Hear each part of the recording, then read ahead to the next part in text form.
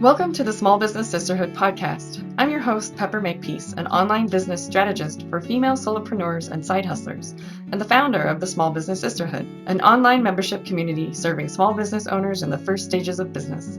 Join me as I go behind the scenes with female entrepreneurs, revealing the struggles, strategies, and inspiring stories of these amazing women. If you're interested in connecting with like-minded women in a supportive online community that helps you stay focused, motivated, and accountable as you build your business, check us out at smallbusinesssisterhood.com. Today we're talking to Tia Johnson, a spiritual lifestyle mentor, international speaker, best-selling author, certified healer, podcaster, and blogger. Tia has spoken at the Mind, Body, Spirit Expo, DivaGirl Conference, Women's Empowerment Conference, and PeriCruise. Tia has been featured in Suburban Life and I Am Woman magazines, and on the Huffington Post. In this episode, we go behind the scenes with Tia as she shares her experience with self-publishing and offers some heartfelt advice for fellow entrepreneurs. I think that I can learn a lot from you today, so I'm really excited. Thanks for being here.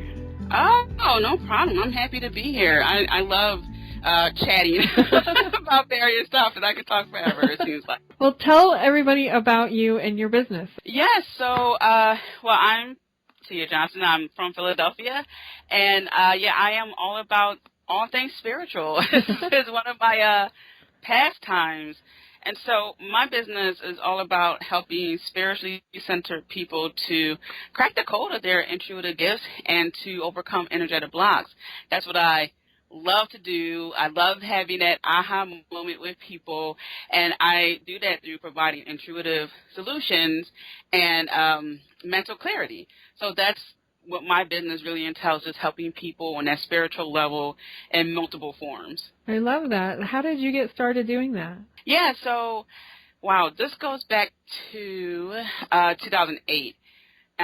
That's when my papa passed away. So about two years before that, my grandmother passed away. She had cancer, and right after she passed away, my papa passed away, and that was a really trying time for me. I was trying to figure out what just happened in my life. Sure. So when that happened, I ended up going on a 2-year healing journey. I didn't know it was called a healing journey at the time, but looking back on the things I did, it was a 2-year healing journey. Oh. So my business got started because I was looking to heal. I was looking to understand what was going on in my life, because up until that point, what I like to describe my life as comfortable, it was comfortable. I didn't challenge too many things in life. I didn't challenge myself. I did all the things I thought I was supposed to do. So I graduated from college. I had an active social life, got a nice job. But when they passed away, something just clicked within me, and I just thought, oh my gosh, I'm not living life. I'm almost in sleeper mode. So at the end of the 2-year healing journey, 2010, I was meditating, and I was not that used to meditating. Mm-hmm. So I was really early on with this, and I asked Spirit, I asked the universe, I just said, how can I help people? Because I was in a really trying predicament, and I just received messages about, helping people who were grieving. So that was the birth of my business in 2010, to help people who were experiencing that emotional grief, just trying to figure out what the heck's going on. But since then, my business has taken many more group days, and it's all about empowerment and, a lot more things now. But that's how I got started, the death of my grandparents and that 2-year healing journey. What an amazing story. It sounds really powerful, that it kind of changed everything about your life, it sounds like. Yeah, it totally did. And the crazy part about it is that I had a feeling there was something more to life. I couldn't put my finger on it. And when I started to read about spirituality, I learned that some of the things I was experiencing as a kid was definitely something of the spiritual realm. For example, just having visions and of angels, and having some dreams come true, things like that. So yeah, it really just flipped my world upside down, but for the better, because if it wasn't for that, that experience, I would not have started my business. Yeah, absolutely. So tell me about how you incorporate your spirituality into your role as an entrepreneur. How do you how do you marry those two? Well, a lot of things I do are based on energy, my gut reaction to things.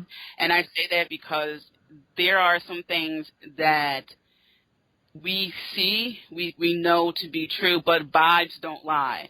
So when I want to take on a new task as an entrepreneur, if I want to work with someone, I first, let them introduce themselves to me, or I introduce myself to them. So I, get that introduction, but then I start to rely on my vibes. How does that feel when I want to work with someone? How do I feel about doing this project? So that's one way I incorporate spirituality, is that I really pay attention to the vibes I receive and the vibes I give out. Yeah, so, sure. Yeah, that's definitely a biggie. I love that. And I think it's possible that I do that without realizing it, because I was just writing an article actually about like my experience with networking and how some groups are better than others, and it's just a feeling you get that it's either a fit or it's not. And there are just different ways that I can see how that would play out in an entrepreneurial kind of field, and I think that's really great that you're so aware of that. We could all probably use a little more of that awareness. Oh, absolutely. So tell me a little bit more about like how you run your business and how you work with people and what kind of programs you have going on. Sure. So the way I run my business is twofold. So there are some things I do online, like webinars, talk to people via Skype, things like that. And then the other half includes, which is what I really do most of the time, is in-person events. So workshops, a lot of workshops, conferences, things like that. So that's how I really communicate with people, those two methods. And that really just involves me asking people series of questions, helping them to understand what's going on in their life and so forth. I understand that you've written and published a book. Yes. Tell me more about that process. You know what? Everybody go get the biggest cup of coffee or the large pot of tea so you can brew a lot of tea, because it is a Herculean task. My first book, I did so much research because it was all about women diving into their divine goddess, right? So I had about 3 stacks of books, and it was, I want to say, about 7 or 8 books per stack. And I just remember sitting at my dining room table thinking, oh my gosh, this is ridiculous. So the whole process is, it can be scary. I know in the beginning I was just thinking, oh my gosh, I hope people will like this. Because it's just, in every book, well, at least I think for me, and I do believe this applies for a lot of other authors, is that you put a piece of yourself in the book, so it's sort of like Harry Potter, and I feel like I'm vulnerable when I write these books. I'm exposing different aspects of my life. So it was nerve-wracking. It was rewarding, but the process was just really like, oh my gosh, I hope I'm doing the right thing. And there are a lot of steps, but as long as you are aware that, okay, this is next, and you just do it in increments, it just makes it so much easier in the long run, at least for the second time around. So did you kind of learn it on your own the first time, or did you have somebody helping you, or how did you do that? I learned it on my own. I Googled a lot. And the interesting thing is, I remember when I was in high school, there was no such thing as Google. Right. I think it was just Ask Jeeves. Wikipedia wasn't out yet. So, I mean, I don't think I could have accomplished that with Ask Jeeves. Probably not. But I Googled a lot, because I actually did look into getting a publisher at the time, but it was very, very expensive, and I wasn't going to have as much control as I would have liked for that book. And that's one thing I didn't want to do. I didn't want, especially for my first book, for someone to come and say, yeah, that's good, but in order for it to align with what we're doing, we need you to do all these changes. I wasn't comfortable with that. Right. So I Googled a lot. I Googled how to self-publish a book. And you have to get the book converted. So if you type your manuscript in Microsoft Word or in Pages on your MacBook, that has to get converted into an EPUB or a Kindle, so that way you can load it to Barnes & Noble website or Amazon. So it's just a lot of little things that I had to research in the process. Wow. Congratulations. That sounds amazing. Thank you. Kudos to you. So how many books have you written? 2, and I contribute to 2 other books. Okay. Well, I will be sure to list those in the show notes because I definitely want to see those. Thank you. Yeah. So how did you decide on like a topic for your books? Well, the first topic was very funny to me because I was meditating on what to write, because I love to write, and I started off as a blogger, and one of the reasons why I started off as a blogger is because, as I said a few moments ago, I love to write, but also I was very nervous to put my face out there, to the public, especially since women who were twice my age were resonating with what I was putting out there, and I was in my mid-20s, so I was very scared. So one day I was meditating, and I was just asking Spirit, what can I put out there for the people? Like, what can I put out there? And at the time, I was learning a lot about angels, and I really wanted to post something about or write about angels because I thought it would be safe. You know, everyone knows about angels. It's okay. And I kept hearing, to be goddess, to be goddess. And I thought, oh, man, that's really woo-woo. I don't know. But I was also learning about different goddesses, but I wasn't comfortable talking about it at the time. And I just heard, to be goddess. It has to be to be goddess. So that's how I came up with the title, To Be Goddess. And I noticed that there were a lot of dynamics within women. Sometimes women who are older feel a particular way when they're around younger women, women who's more fit versus a woman who's not so fit. So there's a lot of dynamics that go on when you put women in a room together. And I really wanted to address that in the book. We don't have to compete against each other. And one of the examples I gave was that, we can have multiple chefs that we love. You know, we can love Rachel, or I guess, is Rachel Ray a chef? I'm not sure. Now that I think about it, but she just came to mind. Yeah, but, sure.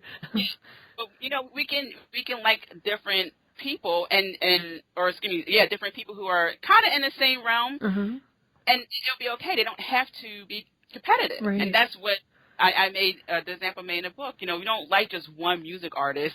We like several. Right. So that's why the other half of the title, which is very long, is Every Woman is a Goddess. Discover your domain in which you reign supreme. So basically what I'm saying is, to be a goddess, you have to recognize that every woman is a goddess, even your crazy aunt, right? Right. And you just have to discover what's your domain. So what are you great at? Whatever it is that you are just really, really, great as your passion, that's your domain. So you can be, again, that great cook, cooking goddess, and it could be another cooking goddess, but she's not going to cook like you. Right. So that's how I came up with that title, that very long title. Oh, I love that so much. I'm all about community over competition, and for you to have written this book that's all about basically saying that same thing but in a different way, I just love how the connections like that happen and how in line everything is, and I just think that's beautiful. So I'm so glad that you're talking to me and that you're on the podcast. It's perfect. Awesome. Because I love that idea, and I think you're so right. We have that tendency to compare ourselves and feel like we're competing, but it's so not necessary. So I really love that you wrote about that. Thanks. Yeah, it's like you said, it's so easy to do. We don't even recognize it sometimes because it's something that happens. Yes. Well, and as entrepreneurs, it's so much more frequent, I think, to do that because, we are out there putting kind of our souls laid bare, and we are, competing sort of in the same industry with other people, but there's just enough for everybody. So it's not really a competition, but you're just in that constant comparison of, am I doing as well as they are, or are they doing it better? Or like, I still have struggles with that even after being in business for 9 years. So it's a constant thing. Well, one thing I tell people is don't get caught up in the Facebook highlight reel. And I can't even claim that phrase. Another woman told that to me because she was talking about her clients were feeling kind of like they weren't doing enough because of what they were seeing on Facebook. And she just said, don't pay attention to that Facebook highlight reel. So keep that in mind, people. Yeah. And that's one thing I have learned over the years. Someone may look great on Facebook, and this isn't downing Facebook because it doesn't have anything to do with it. It could be on Instagram, it could be on LinkedIn. But, yeah, people can look like they're doing great, and, you know, they got a lot of good things lined up, but keep in mind, entrepreneurs invest a lot of their time, a lot of their money, Yes. a lot of other things. So they may look like they're doing really great things, and they could be doing great things, but that also comes at a cost. They may not be eating the way they would like to eat. They may not be sociable the way they would like to be sociable, or it could be false altogether. Yeah. So keep that in mind. Take a deep breath. You know, just realize you're on your own path. Don't beat yourself up. Those companies that say, oh, yeah, we're doing great, it's our second year, trust me, they had several mishaps in other companies. They're probably, you know, it's probably their third or fourth company or something like that. So don't worry about it. Don't compare yourself. Take deep breaths, get a glass of water, and keep swimming. Just keep swimming. I love it. Such good advice, really. And we probably need daily reminders of that. So in your second book, what did you do differently after you had done it once and then you're doing it again? Like, what did you change or what did you do differently? Well, I made this book shorter. Okay. So there's not what do you call it? A bibliography in the back. There's no resource page. Okay. But the second book is actually based off of a blog post I wrote in 2014. And that blog post was called 20 Calls to Action, How to Get to the Point in Your Life. And the book is called How to Get to the Point in Your Life, A Path of Revelations and Revivals.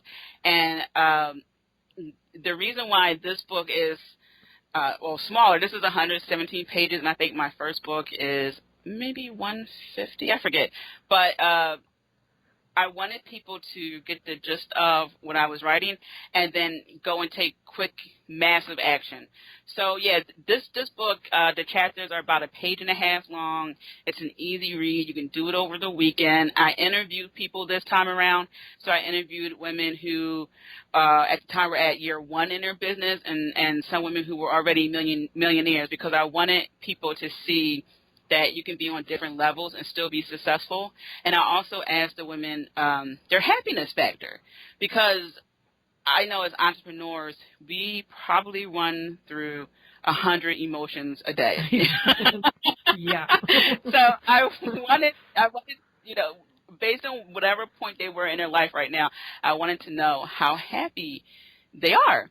So, or they were at that time. So, yeah, I really, really wanted to express that because what's the point of getting to a point in our life if we aren't happy? Right. So that's something I really wanted to reel in. So, yeah, this book is not as woo-woo as the first one. This is more empowerment, but I really wanted that to be a different type of journey. So that's what I did with that book. That sounds awesome, too. So how many people did you interview for that? 5. That's great. I don't know any millionaires. How did you find a millionaire? Well, through a hashtag, and I can't make this up, guys. Oh Literally, met her through a hashtag. So, in Philadelphia, we had the PA Women Conference. It happens in, I think, November. And I was on Google Plus, so I'm in a lot of Google Plus communities. And the lady, her name is Lynn Bardowski. She had hosted a workshop there, and I missed it, but I had wrote to her. So there was several hashtags that were popular that day. So it was hashtag PA Women's Conference, hashtag Women's Conference, stuff like that. So when I had clicked on the PA conference one, it took me to one of her posts on Google Plus. So I wrote to her, I said, hey, I'm sorry that, well, not hey, I said, hi, I'm so sorry I missed your workshop. It looked like it was a good topic and lots of fun, yada, yada, yada. And she said, oh, I'm so sorry you missed it, but I'm having an event in New Jersey on this date at the mansion. And so I went. It's like 15 minutes away from me. So yeah, I went there, I met her, and we talked about our story, and among other things. So yeah, it was because of a hashtag. Wow. I met her, and she goes by the millionaire party girl, and she does direct sales through party like candles and things like that. Okay. So yeah. Amazing. What a great story. That's proof that social media is effective, right? When you can meet people for projects based on a hashtag. Exactly. Solely a hashtag. That's nothing more, nothing. I love it. So what are the bare bones of the process of self-publishing a book? Like start to finish, what are like the big milestones that you have to get through? Well, in the beginning, some of the milestones you have to get through are actually sitting down to write it.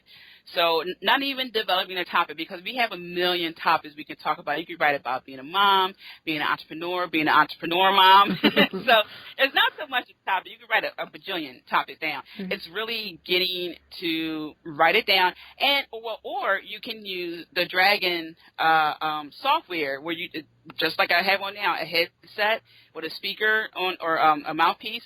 You can do that. Some people don't like to type, and, they tell me, Tia, I don't want to write. I don't have time to type. I tell them, okay, well, voice it. So yeah. Get the Dragon software, write it out or type it out. So just write. In the beginning, just write. You don't have to come up with chapter titles unless you're like that. For me, I like to come up with chapter titles, and then I'll tweak it later. But I want you to just write or form an outline, whatever works best for you. So get it out your head onto something, your computer paper. Okay. And 2 is to make sure that you are going to be consistent with that, because it's so easy to write one day and then you think, oh gosh, I got a lot out. And then a week, 2, 3 weeks go by, you have nothing. And the reason why I say that is because there are going to be some chapters that will not make it to the final cut. Mm-hmm. So if you aren't writing consistently for this book, you're going to have less material than you need, and then that's going to get chopped. So now you're really going to have nowhere near amount of content you need to go into the book. So make sure you do it consistently. 3 is to start giving people sneak peeks. Put it on notice, put it on Facebook, put it on Twitter, because this is going to give you accountability. If you are going to hype people up, that's going to be great, because those days when you don't feel like writing and you're frustrated and you feel like you hit a block, you're going to see those posts where people are going to write, oh, that's great. I can't wait to read it. Let me know when it comes out. So start giving little sneak peeks. I don't care if it's a picture of you or even if you want to write like show a piece of the rough draft. I do that because it's sloppy. No one can really read it anyway. So you don't have to worry about, oh, my God, you're going to steal a chapter. Let that be the bare minimum of a chapter. So that's the beginning part. The middle part is when you want to think about, okay, book cover, how is it going to look overall? So you really have to figure out how you're going to do that. And this starts to tie into the budget. So come up with a budget. So depending on whether or not you pay for someone to do a photo shoot and someone to do the cover, because those are 2 different things. So a photo shoot and then to do the cover, again, 2 different things. And then to have someone convert your Word document to, as I was saying earlier, your PDF or EPUB or Kindle, that's another cost. So that's probably going to run around $1,500 unless you can, well, actually more than that. But if you can get a friend with an iPhone 7 that's positive, something like that, or someone who has a high definition camera, say, hey, I'll treat you to lunch, or, whatever they like, I'll buy you a bottle of wine. Can you take my picture for me? And then go get some really nice outfits. Do your makeup if you're a person who wears makeup, or if you don't wear makeup, that's okay. Be you, and go to some really nice places and take pictures. That can slash the cost tremendously. And so, after that, contact a person who can convert your manuscript, and then that's the middle part. So in the middle, going to the last part, you want to do a book launch party. You want, whether it's online or physical. Okay. So I say do both. And this will really help you when you start promoting your book even after it's been published, because that's like the final step, promo. Once you put your book out there, it doesn't stop, and eventually it will the sales will plateau because it's already been out there. But you can always recirculate the pictures and the videos and things you have done for your book. So the last piece, or middle to last piece, is to develop a budget for your book launch party, and to really figure out what you want to do there. How you're going to have people come there. Are you going to do, like I was saying earlier, online one, where that way people all over the world can come in, or are you going to do a physical one where you had to set up an email list so you can invite people, pay for the venue, pay for food and drink. And those had to be alcoholic drinks. My last book launch party, I had kiwi water, and everyone loved it. They couldn't stop talking about it. Nice. They're just like, oh, I love your kiwi water. I'm thinking to myself, there's food too, but everyone was just raving about kiwi water. So what I'm saying is you can have a nice book launch party, but without having to go all out. So, and then and you can download the process to upload your EPUB or Kindle to Barnes & Noble or Amazon, and you don't have to worry about a barcode, because the guy who will convert your material can give you a barcode, or you can do it yourself, but he can give you that, so you don't have to worry about it. So you don't have to worry about your barcode on the back of your book. And yeah, and then the final piece, so after you had your book launch party, again, get your friend to take the pictures for the book launch party, so you can use those images on Instagram and stuff like that. Promote it like crazy. Just go on Instagram, go on LinkedIn, just promote. So yeah, that's beginning to end. Yeah. Wow, what a process! My goodness, there's a lot of pieces to that. Yeah. When you said put it out there before you even finished it, my stomach kind of flip-flopped. But that's so great, though, because it really does hold you accountable, I bet, because you've put it out there and people are expecting it, and that sounds a little nerve-wracking to me. Oh, yeah, it is. But also, you never know whose life you're going to impact, and everyone's story matters. Everyone. I don't care how obscure you think your story is. Someone's waiting to hear that. So that's one of the reasons why I believe once you put it out there, like, hey, guys, so excited. I'm starting a rough draft of my book. And wait to see the response. You're going to be so excited because there are people out there who are watching you, yeah. so to speak. Not to make it sound creepy, but yes, some people, they do look at your profile. Not everyone comments, but, you know, you never know what people are going through. So when you put it out there and you go back and you see it, it's just a great feeling. It's just like, wow, I really helped someone today. Wow, that's so cool. Me, little old me. So yeah, it's scary, but it's well worth it. I love that, and I imagine that helps you kind of stay out of your head about it too much, because, you know, bringing other people in and having that experience of seeing an impact on other people, like, I can imagine, like, writing a book in a vacuum and never, like, really talking about it or telling anybody and getting all in my head about it. Whereas if you put it out there and you get feedback from people, it makes it a different purpose almost. Oh, yeah, absolutely. And I know that some people worry about making errors in a book. You can always hire an editor, but I wouldn't worry too much. I mean, sometimes I go back and I notice things in my book that I could have changed, and I notice some things in other people's books who have like 15 books published, and every now and then there's a little typo. So don't worry about it. You know, people, they get nervous when they put stuff out there. So, you know, that's another major concern. So don't get too caught up in it. You're human. People will forgive. A lot of them will forget. Right. Yeah. But yeah, so no worries. Did you only do online versions, or did you also have some printed? Yeah, so I have the ebook and paperback, available. So how does that process work? Like, you talked about uploading it to, like, Amazon and places, but how do you actually get it printed? So what you do is you go to createspace.com, and you will follow the prompts. So you create your user profile, and you follow the prompts, and you upload your Kindle converted manuscript. into CreateSpace, and CreateSpace then will send it to Amazon because Amazon owns CreateSpace. So when you go there, you have the option to it's called print to order.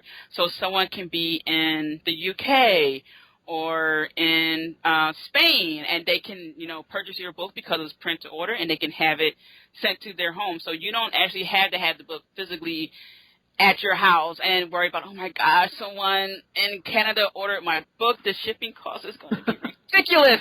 You don't have to worry about that at all. And also, you can get copies of your book at the author's price, so it's dirt cheap. So you can have some copies on hand. So, when you go places, or if your mom's really bragging about you, hey, Jenny published a book, guys. I'm so proud of my daughter. You can sell your books direct that way. So, yeah, it's print to order. Anyone with that access to Amazon can order your book. And you set your own price, too. So, the royalty percentage is listed there, and you can, set your price, and you can see the royalty payout. So you have all that at your disposal. So that's why I really like this process, because you have 100% control of everything. So that's the one of the other perks. I love that. Wow, you really kind of demystified that whole process for me, because before we were talking, it just sounds a little overwhelming, and I don't even want to start because it seems like too much. But I love how you broke it down, and it makes it a little more tangible. So that's really awesome. I appreciate that. No problem. I want to hear, I know you're doing a cruise, and I want to hear all about that. Yes, I am super excited for this cruise, and I have to tell people, because this is one of the first responses I get. I'm not going on the water for that long. People, no worries. Seriously, last year was my first time on a cruise, and I was speaking at a conference. It was solely to help people who were live streaming or who wanted to capitalize in that live streaming world. So I was very, very nervous, but so we were on Royal Caribbean, and they are very great. I mean, excellent with, protocol, what to do in case there's, an unfortunate event. So I was really calm down. I felt safe. I felt good. I wasn't worried at all. So kudos to them for that. So hopefully that will help people, with that initial reaction. Yeah. Just to know that you'll be all right. And again, it was really, really good how they explained what to do in an unfortunate event. And plus, the cruise line itself looks amazing. It looks like you're in a 4-star hotel. It's crazy. Wow. So the cruise is called Creativepreneur Summit at Sea. Expand your brand for speakers, live streamers, and authors, which is really cool, because that's what we were talking about, the whole self-publishing process. And, of course, there's a lot of other in-between things, too, that goes on. So the cruise is broken down. Each day we do something different. So the first day is all about meet and greet. So nothing too crazy. We're just going to introduce each other and, just say hi. Finally, nice to meet you in person, basically. Yeah. The next day, we are going to have the speakers panel. So we're going to help people with their speakers platform, help them discover how they can get speaking gigs and all that other goodness revolving the speaking world. And then the following day is just a productive breakfast. So we will, I think we'll be in Coco Cay at that time. So this cruise is coming, so we will be leaving from the Port of Miami and going to the Bahamas. So we really want people to enjoy their time there. We don't want this, when I say we, I mean my co-host Candy Connor. She's a branding strategist and speaker and author as well. So we want people to get the information within a few hours, 4 hours tops, and then enjoy the cruise. So it's going to be the productive breakfast meet. So we're going to talk during breakfast. It's like a powwow. You get to ask the speakers questions, ask Candy questions, ask myself questions. And then the last day will be for the authors and the live streamers. We're going to have an authors roundtable. We're going to help you with your manuscript, whatever you want regarding your writing. We'll give you tips. We'll review things for you. So, yeah, it's going to be a really great time, and I'm really, really excited for that. Yeah, that sounds amazing. The great thing about it is that Candy and I are approachable. We don't want to, nor do we like to be those speakers who seem distant. We like to interact, and that's what it's about. We want people to get hyped, to get excited, to collaborate. We want people to leave making a new friend. So, yeah, that's what it's all about, and again, I'm super excited for it. That's great. Tell me about your first year in business. You are... How many years in business? You said 7 years in business, about? Yeah. So, yeah. Years fly by. They do, don't they? So tell me about, like, in that first stage of your business, like, was there anything really difficult or surprising that occurred that you can remember? Yeah, actually, well, I didn't realize at the time, but my brother told me this about, I want to say 2 years ago. He was worried for my health, actually, because I would work 10 hours at my day job, and the reason why I was working 10 hours is because we have an alternate work schedule. So if you work 10 hours, you get a day off a week in addition to the weekend. So I did that so I can have an extra day to work, extra full day to work on my business. So I would work 10 hours a day. So I would get up at 4 o'clock, be at work by 6, leave at 4:30, and then I would go to the gym. So I would be working out at the gym, and then I would come home around, I want to say like 9:30, 10-ish. And then I'll work on my business till around 1, 2 in the morning. Then I'll wake up again at 4 o'clock in the morning. Wow. And I would be downstairs in the living room a lot of the time. I mean, I had an office, but there was something about just being downstairs, I guess because I was able to get, I don't know, some water or tea or coffee or whatever. I don't know. Yeah. But, yeah, I would just be downstairs working on my computer. And also at that time, my very prestige HP laptop had just broke. Okay, so my mom got me that for Christmas. I mean, it was wonderful. It had blue lights on it. It was top notch. It broke. So I went and got a $300 Acer computer. It didn't have a lot of memory, but it did the job. It did what I needed it to do. Yeah. So I went from, like, you know, something that was really not to knock down Acer, but, you know, there's a noticeable difference, especially when you're in year one of your business. Yeah. And my mom dropped a pretty penny. She spent a lot of money on that HP laptop. I was not in the position to do that. So year one was very taxing on my health, and I didn't know that. So I thought I was doing something good by, you know, working 10 hours, going to the gym, working on my business. But I was burnt out a lot of times and didn't realize it, which is why we need to have people who care about us around us to tell us you really need to take you really need to have time for a time out. And also, when I started my business, I was in a lot of debt.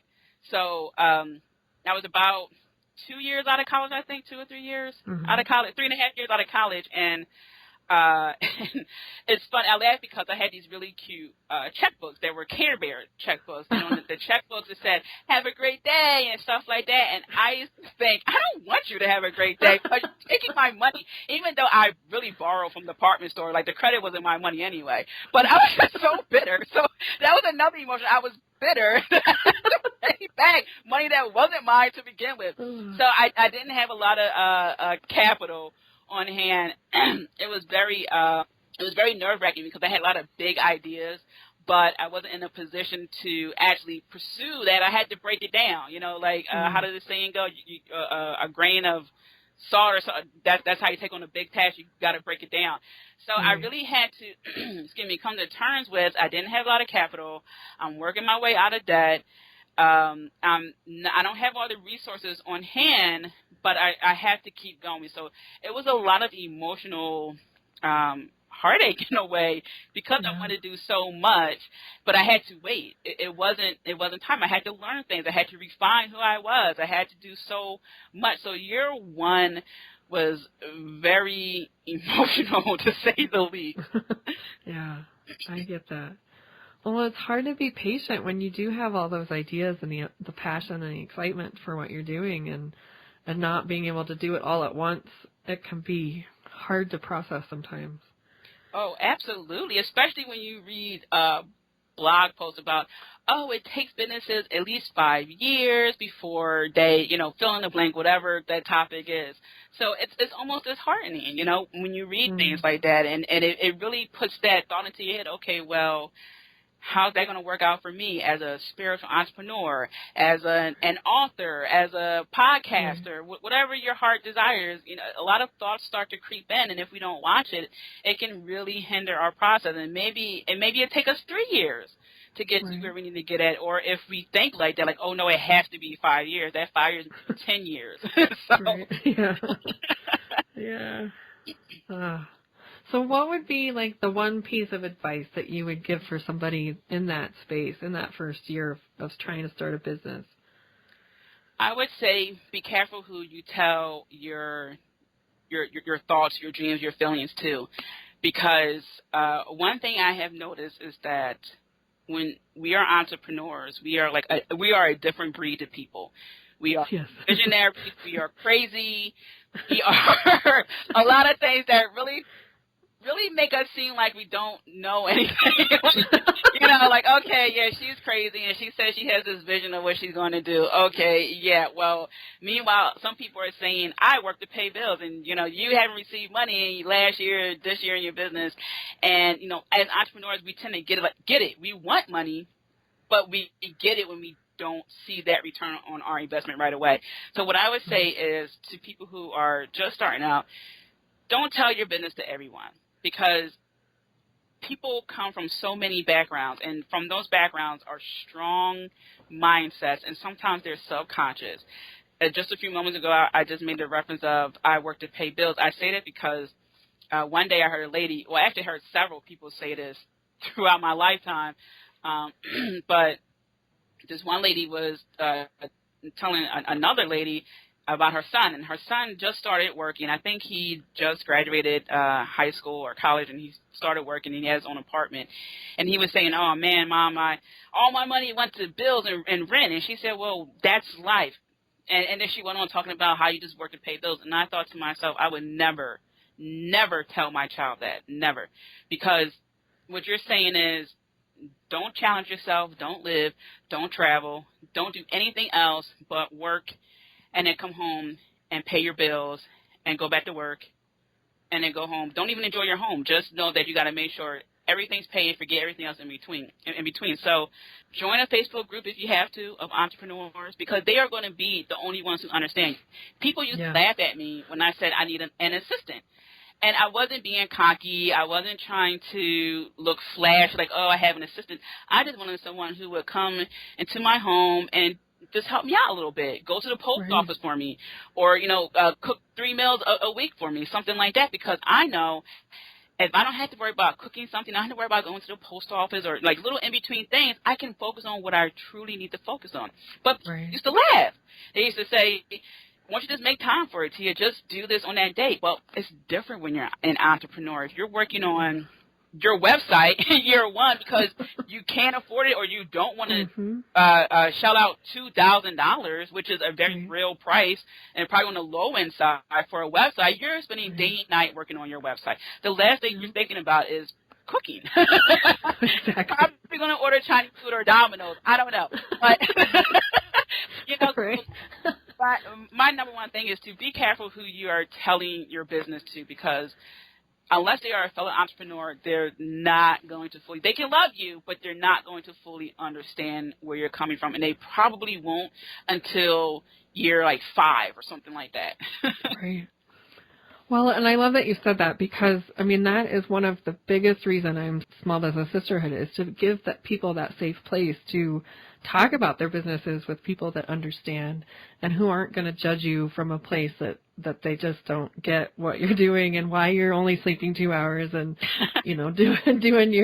doing your thing, because, you're doing all the things on your own in the beginning, and it's just such a hard time. And I really love that you said that, because it's so true and it's so universal, and we need to hear that. We need to hear it over and over again, that's normal. Yeah. Well, that is awesome. So where can people find you online, Tia? Yeah, so my website is tiamariejohnson.com. Also, I have a Facebook group that's dedicated to spirituality and empowerment. So that's Spiritual and Empowerment Living. I'm also on Instagram at Tia_Johnson_. And I will link to all of those in the show notes as well so people can find them.